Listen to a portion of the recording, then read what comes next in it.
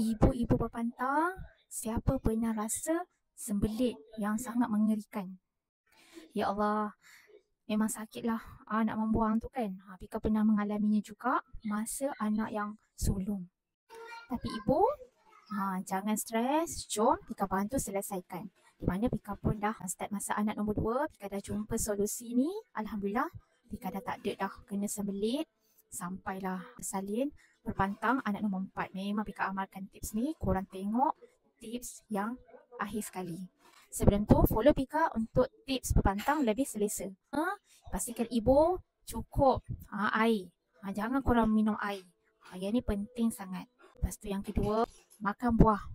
Buah-buahan yang batuk untuk lawas. Macam buah ori, buah perut. Buah-buah yang boleh melawaskan lah.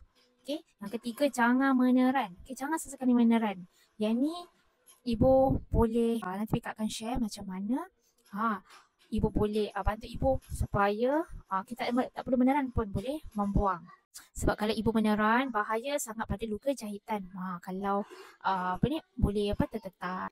Tapi kalau dah buat semua tu pun ibu masih struggle, rasa susah nak membuang, ibu perlukan sokongan nutrisi tambahan. Ibu boleh ambil, apa yang Pika ambil juga masa berpantang start nombor 2 sampai berpantang nombor 4, Pika ambil tambahan iaitu kalsium magnesium. Kalsium magnesium ni dia bukan saja untuk tulang, tapi dia bantu untuk melembutkan najis. Magnesium ni dia bantu untuk usus bergerak dan lembutkan najis secara semula jadi.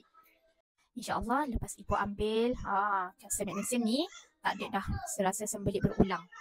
Sebab Pika sendiri memang dah amalkan dan memang membantu sangat-sangat sepanjang berpantang. Memang tak ada pernah kena sembelit.